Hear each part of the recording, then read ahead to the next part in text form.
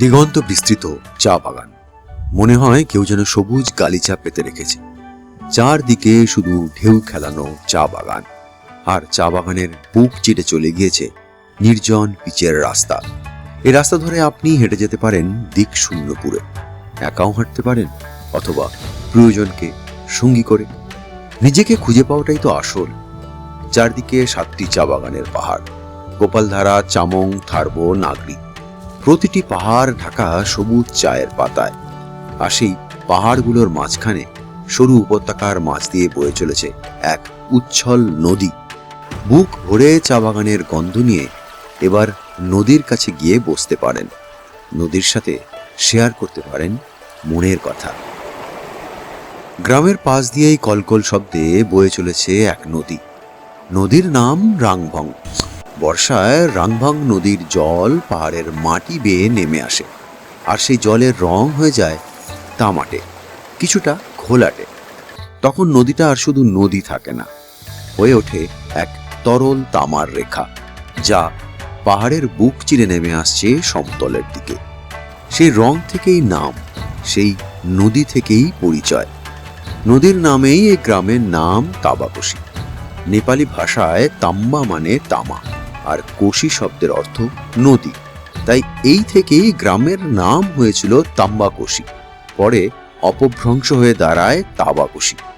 তবে এখানে এলে রাংভং আপনাকে কাছে টেনে নেবে। যদিও নদীর সেই রূপ আর নেই, পাল্টে গিয়েছে নদী খাত, পাল্টে গিয়েছে তাবাকোশি গ্রামের মানচিত্র। যারা আগে এখানে এসেছেন তারা এখন দেখলে চিনতেই পারবেন না তাবাকোশিকে। ধ্বংসস্তূপের মধ্যে থেকে নতুন করে জেগে উঠছে পুনর্জন্ম নেওয়া তাবাকোশি।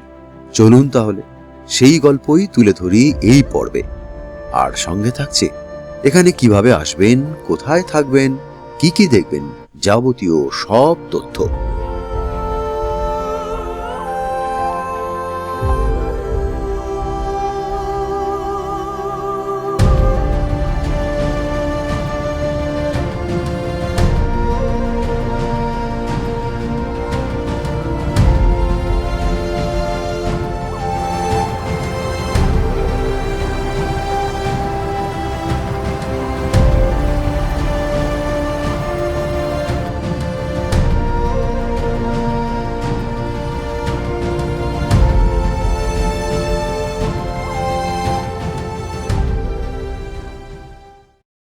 উত্তরবঙ্গের জনপ্রিয় অফবিট ডেস্টিনেশনগুলোর মধ্যে অন্যতম হল তাবাকোশি।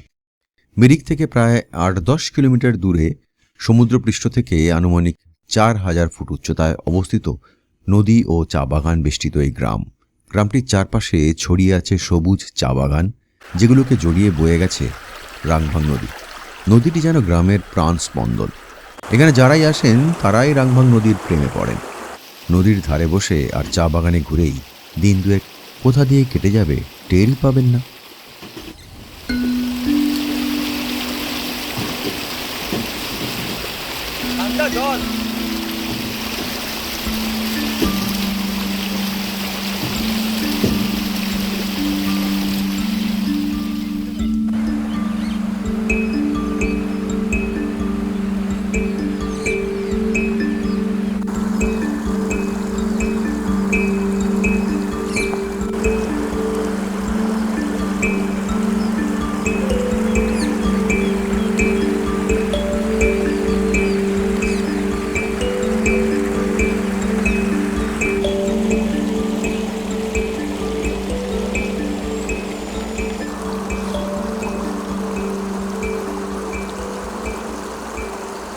এপ্রিলের মাঝামাঝি আমরা চলে এসেছি তাবাকোশিতে।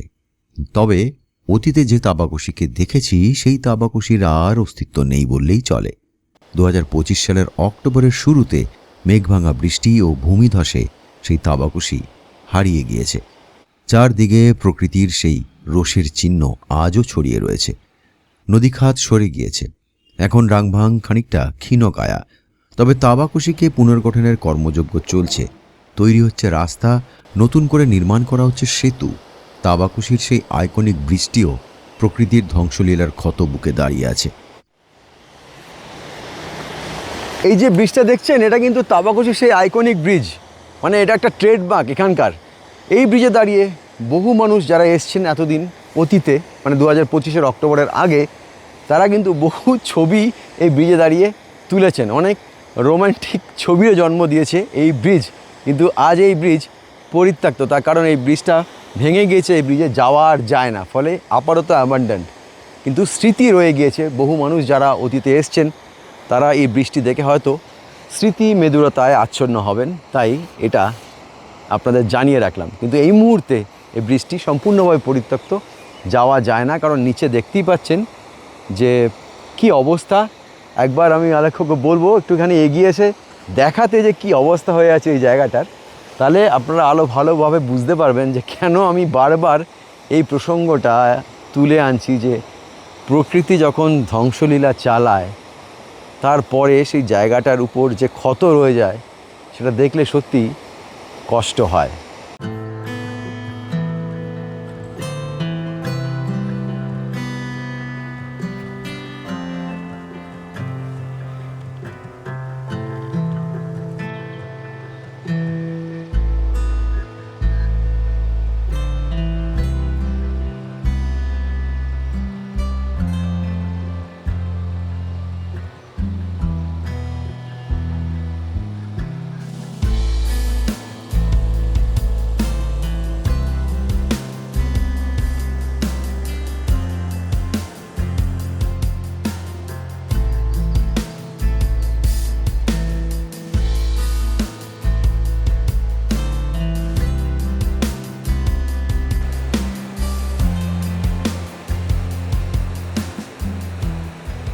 এই গোটা এলাকাটা যদি আপনারা দেখুন পুরোটা কিন্তু একদম ধ্বংসস্তূপে ভর্তি।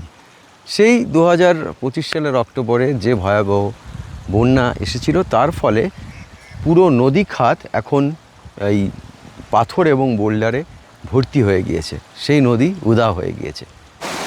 দেখুন, প্রকৃতির নিয়মের কাছে সব কিছু অসহায়। প্রকৃতি ধ্বংসলীলা চালিয়েছে, আর এই যে নদী খাত তা সরে এসছে অনেকটা বাঁ দিকে। আগে ছিল এই পুরো এলাকাটা জুড়ে, এখন নদী খাত সরে এসছে এই দিকে। নদীর স্রোত ক্ষীণকায়া হয়ে গিয়েছে এবং নদীটা তার গতিপথ পাল্টে আরও বাঁ দিক ঘেঁষে গিয়েছে, মানে আমার বাঁ দিক আর কি।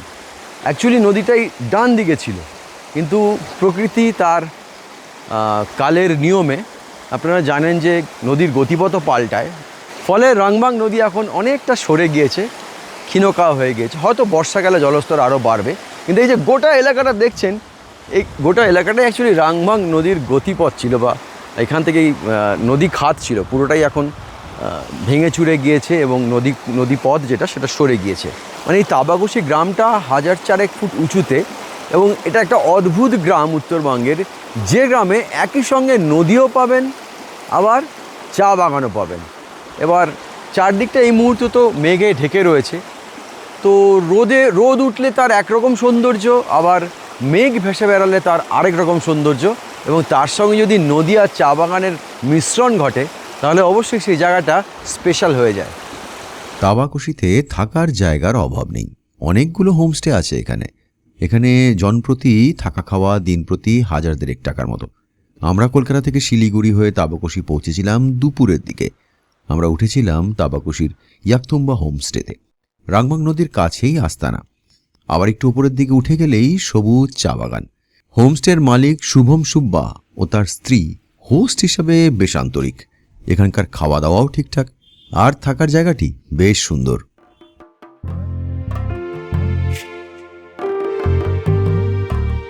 তাবাকুশিতে আমাদের আস্তানা এই যে ইয়াকথুম্বা হোমস্টে, খুব সুন্দর, নির্জন, রিলিবিলি, পাশাপাশি কিছু নেই, সামনেই নদী আর অল্প কটা কটেজ, ভিড়ও কিছু নেই। কিন্তু যে কথাটা বারবার আপনাদেরকে বলার সেটা হচ্ছে যে তাবাকুশিকে আপনারা দেখেছেন, মানে এই তাবাকুশি নিয়ে তো ইউটিউবে অজস্র কন্টেন্ট রয়েছে, সেই তাবাকুশিকে কিন্তু এই মুহূর্তে অর্থাৎ 2026 সালে যদি আসেন তাহলে আর খুঁজে পাবেন না। তার কারণ হচ্ছে গোটা এলাকার ভৌগোলিক চিত্রটাই পাল্টে গিয়েছে।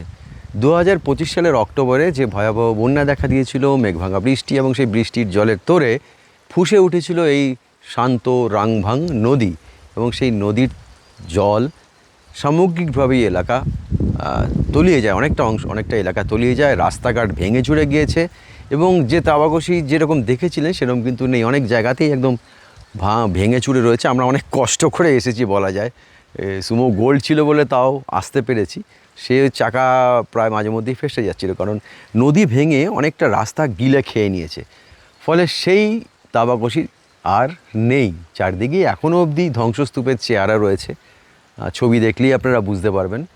হ্যাঁ, প্রাকৃতিক সৌন্দর্য তো রয়েছে, কিন্তু আগের মতো সেই সাজানো গোছানো তাবাকশি আর নেই। চলুন এবার চট করে আমাদের অস্থায়ী আস্তানাটা একবার দেখে নেওয়া যাক।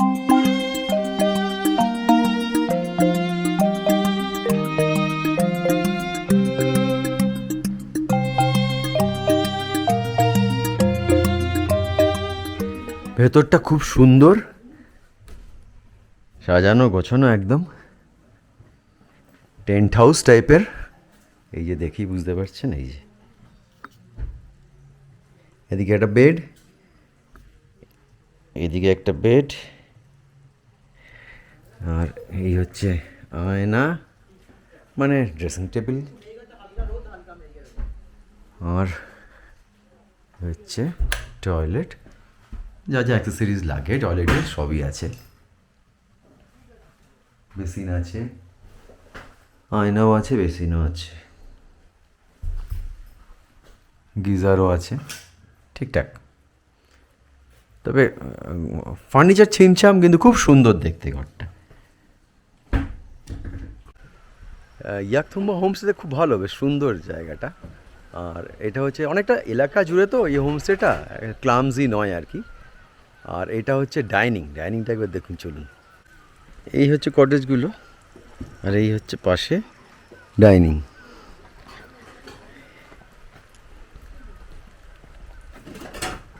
সাথেই কিচেন, পাশেই কিচেন, এই যে। আর এই হচ্ছে ডাইনিং, গেস্টদের বসে খাওয়ার ব্যবস্থা। আর লুকটা খুব সুন্দর, একদম গ্রাম্য পরিবেশের সঙ্গে সামঞ্জস্য রক্ষা করেই লুক।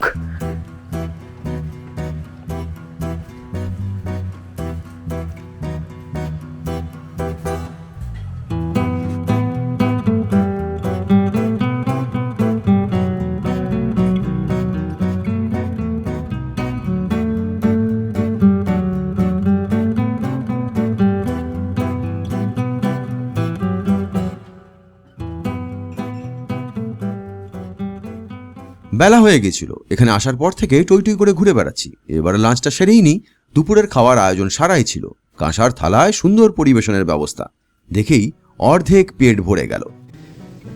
আলু পটল পোস্ত, এটা হচ্ছে আলু চোখা, এই হচ্ছে ডাল, আর এই হচ্ছে ডিমের কারি, আন্ডা কারি, স্যালাড, পাঁপড়। পরিমাণ যথেষ্ট বড়, মানে বেশি আর কি, আমরা কমে নিলাম, আমরা তো এত ভাত খাই না, একটু কম খাই। ও যা দিয়েছে পরিমাণ তিনজনের যথেষ্ট। কেমন স্বাদ? দারুণ।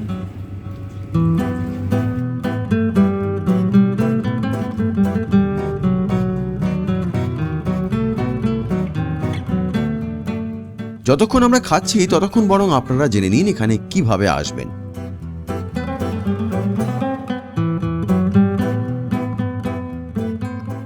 তাবাকুশি আসাটা খুব একটা ঝঞ্ঝাটের নয়। কলকাতা থেকে ট্রেন ধরে সোজা চলে আসুন এনজেপি বা শিলিগুড়ি। শিলিগুড়ির দার্জিলিং মোড় থেকে সকালের দিকে কয়েকটা শেয়ার গাড়ি পেয়ে যাবেন। 10:30 নাগাদ একটা শেয়ার গাড়ি ছাড়ে, ওটা প্রক্রিয়াবং যায়। ওই গাড়িটা তাবাকুশি হয়েই যায়, ভাড়া নেয় 250 টাকা। ঘন্টা 3-এর মধ্যে পৌঁছে যাবেন তাবাকুশি। এছাড়া গাড়ি রিজার্ভ করে তো আসতেই পারেন, সেক্ষেত্রে ভাড়া পড়বে 3 থেকে 3,500 টাকা। এছাড়া সুখিয়া দিয়েও যাওয়া যায়। সুখিয়া পর্যন্ত শেয়ার গাড়িতে গিয়ে ওখান থেকে একটা গাড়ি ভাড়া করে যেতে পারেন তাবাকুশি, তবে ওটা কিন্তু ঘুরপথ হবে।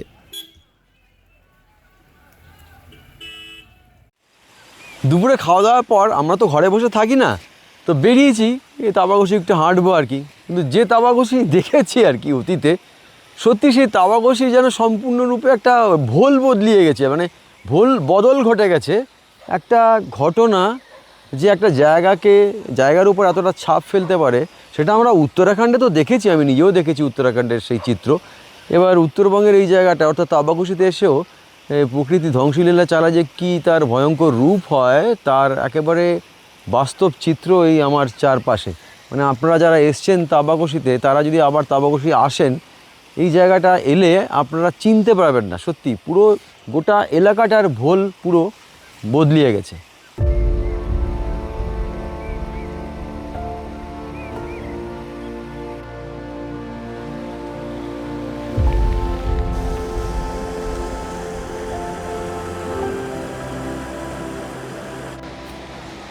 এই রাস্তাটা দেখুন, এই রাস্তাটা দিয়ে কিন্তু শিলিগুড়ির গাড়ি যেত, সুখিয়ার গাড়ি যেত। এই রাস্তাটা এখন পরিত্যক্ত, কারণ এই রাস্তাটার কাজ এখনও কমপ্লিট হয়নি, জেসিবি দাঁড়িয়ে আছে, কাজ চলছে যদিও। এই যে রাস্তাটা, এই রাস্তাটা দিয়ে এখন আর গাড়ি আসতে পারে না, মানে এখনও কাজ চলছে। তো আগে এই রাস্তা দিয়েই কিন্তু সুখিয়ার গাড়ি, শিলিগুড়ির গাড়ি যাতায়াত করতো। পুরো জায়গাটা যেন খণ্ডহার হয়ে গেছে আর কি। দেখে মনে হবে যেন হঠাৎ কেউ এর উপরে কোনো কিছু একটা চাপিয়ে দিয়েছে বা রোলার চালিয়ে দিয়েছে, মনে হবে যেন সব ভেঙে টুকরো টুকরো হয়ে গেছে আর কি।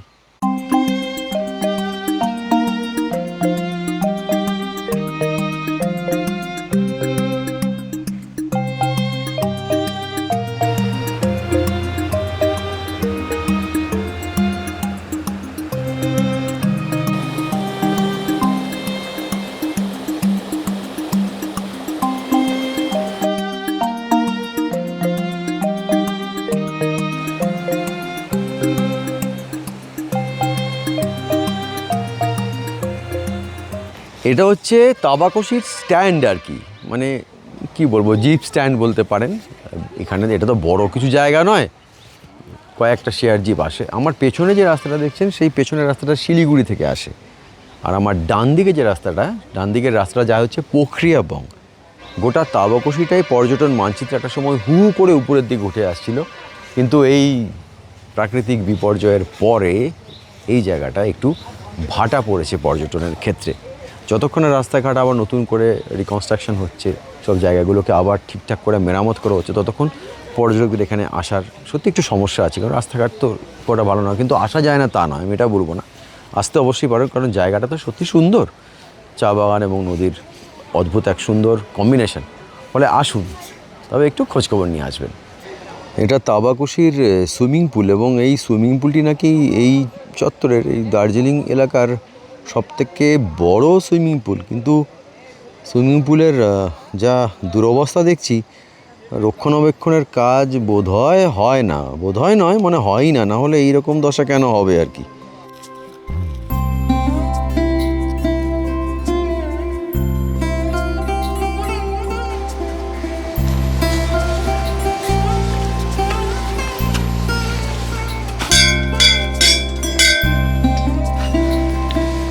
জয় শিব শম্ভু। আমরা যেখানেই যাই একটি করে শিব মন্দির কিন্তু পাই। এটা হচ্ছে তাবাকুশির শিব মন্দির, এবং তাবাকুশির এই শিব মন্দির কিন্তু যথেষ্ট জাগ্রত এবং বিখ্যাত। চলুন মহাদেবের দর্শন সেরে আসি।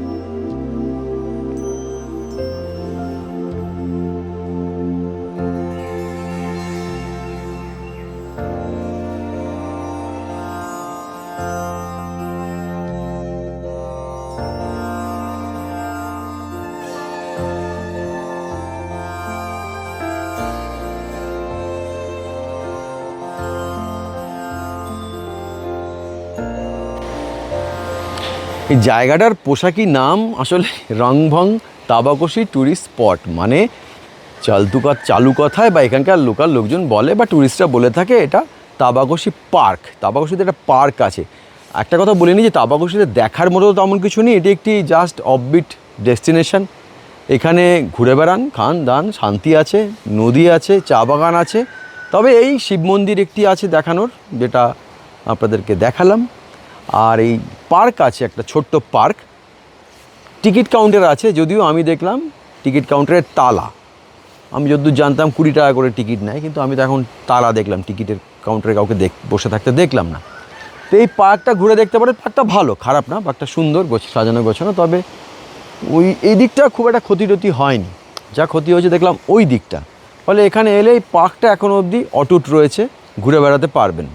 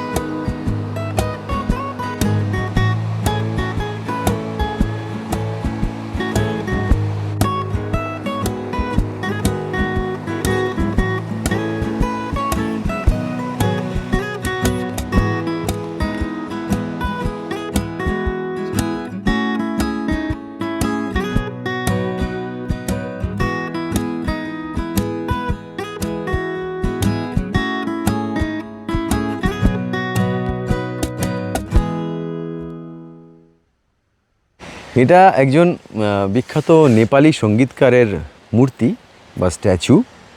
ওনাকে ভয়েস অফ দার্জিলিং আখ্যা দেওয়া হয়েছিল, ওনার স্মৃতিতেই বেসিক্যালি এই পার্কটি আর কি।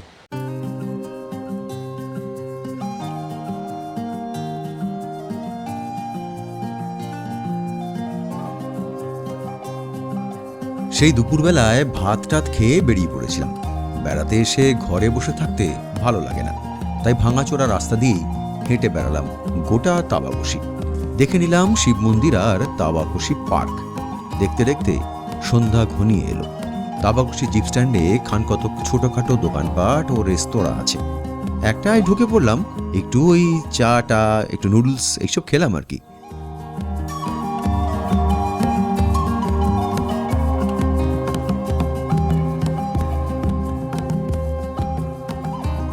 তাবাকুশির আকাশে পুরোপুরি অন্ধকার নেমে আসার আগে ফিরে এলাম হোমস্টেতে। সত্যি কথা বলতে কি, দিনের বেলার চেয়ে রাতের অন্ধকারে আমাদের আস্তানা যেন আরও সুন্দরী হয়ে উঠেছে। রাতের সামান্য কিছু ভিজুয়াল রাখলাম আপনাদের জন্য। কাল সকালে আপনাদের নিয়ে যাব সবুজ চা বাগানে। যদি আপনারাও সেই চা বাগিচায় হারিয়ে যেতে চান, তাহলে চলুন আমার সঙ্গে।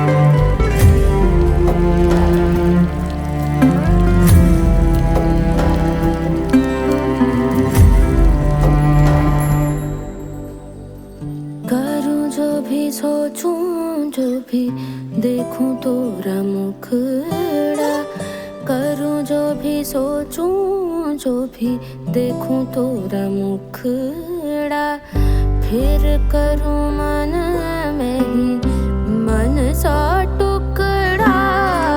सावन आए फिर बीत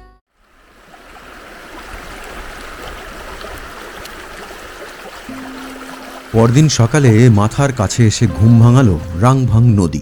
কানে কানে বলল, প্রমিস ভুললে চলবে না কিন্তু। আমি বললাম, না ভুলিনি তো, I never break my promises. আপনাদের কাছেও প্রতিশ্রুতিবদ্ধ আমি। চলুন এবার চা বাগানের হাওয়া খেয়ে আসি। আমাদের হোমস্টে থেকে বেরিয়ে সোজা একটুখানি গেলেই পিচের রাস্তা পাক খেয়ে ওপরের দিকে উঠে গিয়েছে। রাস্তাটা দুর্দান্ত, দুপাশে সবুজ চা বাগান, মাঝখান দিয়ে রাস্তাটা চলে গিয়েছে টারজুমের দিকে।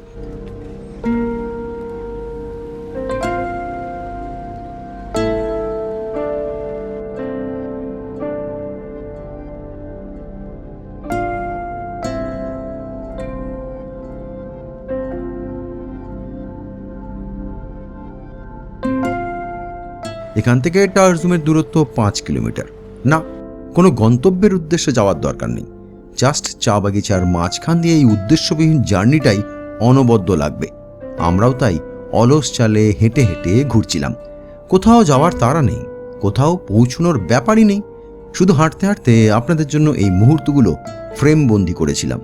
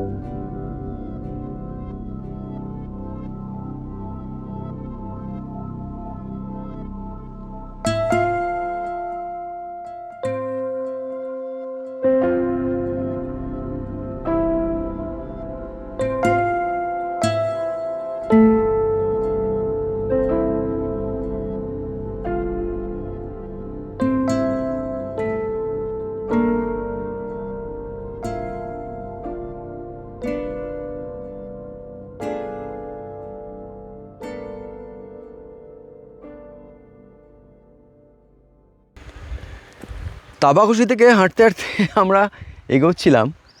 তো অদ্ভুত সুন্দর রাস্তাটা, সত্যি মানে আপনারা যারা এসছেন তারা তো জানেনই। রাস্তাটা মাঝখান দিয়ে গেছে, আর এক পাশে পুরো চা বাগানের ঢাল, আরেক পাশে তো এদিকেও চা বাগান, তার নিচে নদী খাত। তো এত ভালো লাগছে, তো হাঁটতে হাঁটতে অনেকটা চলে এসেছি। হোমস্টেতে আবার ফিরতে হবে কিন্তু আমাদের। তো যাই হোক, যদি আসেন এখানে বা যারা এসেছেন তারা তো জানেনই, যদি আসেন তাহলে এই রাস্তাটা না অনেকটা একটা ওয়াক থ্রু করতেই পারেন, ভালো লাগবে আর কি। কিছুই নেই, কোনো ডেস্টিনেশনে যাওয়ার জন্য নয়, কোথাও পৌঁছানোর জন্য নয়, কোনো সাইট সিইংয়ের জন্য নয়, কিছু কিছু দেখার জন্যও নয়, শুধু প্রকৃতিকে উপভোগ করার জন্যে এই নির্জন রাস্তা দিয়ে যদি হাঁটেন দারুণ লাগবে। গাড়ি ঘোড়ার কোনো আওয়াজ নেই, কিছু নেই, ভিড় নেই, বাট্টা নেই। আমরা এতক্ষণ ধরে হাঁটছি, কোনো গাড়িরও দেখা পাইনি, স্থানীয় মানুষজন সে তাও নেই, মানে তো গ্রাম, অনেক দূরে দূরে বাড়িঘর। ফলে আমি বলবো তাবাকুশি থেকে সোজা যে রাস্তাটা এদিকে গিয়েছে, উপর দিকে উঠে গিয়েছে, সেটা দিয়ে একবার অবশ্যই হেঁটে আসবেন। ভাবছেন এইভাবে নাচতে নাচতে নদীর মাঝখান দিয়ে কোথায় যাচ্ছি? আরে এই তো এক্ষুনি একটু আগেই সবুজ চা বাগিচায় ঘুরে বেড়াচ্ছিলাম, তাই তো? আর বলবেন না, অ্যাডভেঞ্চার করতে গিয়ে গেছি ফেঁসে, এবার তার থেকে উদ্ধার পাওয়ার চেষ্টা করছি। চা বাগান থেকে ফিরে এসে অ্যাডভেঞ্চার করার শখ মাথায় চেপেছিল। নদী পেরিয়ে অনেকটা চলে গিয়েছিলাম, এবার নদীর জল গিয়েছে বেড়ে, আর তাই ফিরতে পারছিলাম না। শেষে বোল্ডার তুলতে আসা এক পিকআপ ভ্যান আমাদের উদ্ধার করে হোমস্টের কাছে ছেড়ে দেয়।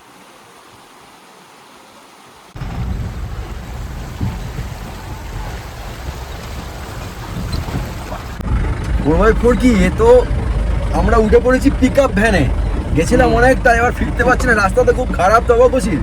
এবার যাই হোক, জীবনে পিকআপ ভ্যানে চড়ার এক্সপিরিয়েন্সটাও হয়ে গেল। এই যে এই ভাইয়া আমাদের আপাতত ছেড়ে দিচ্ছে।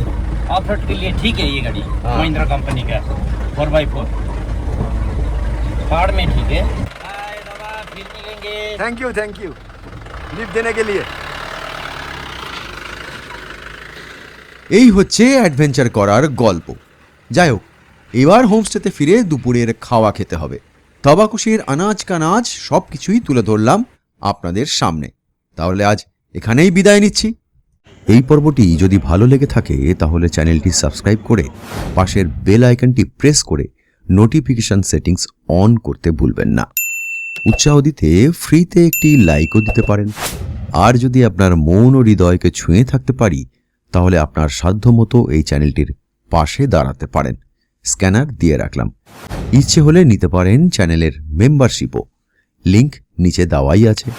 আমার কোনো দাবি নেই, কিন্তু আপনারা প্রত্যেকেই জানেন যে এই ধরনের ট্রাভেল কন্টেন্ট তৈরি করাটা যথেষ্ট ব্যয় সাপেক্ষ।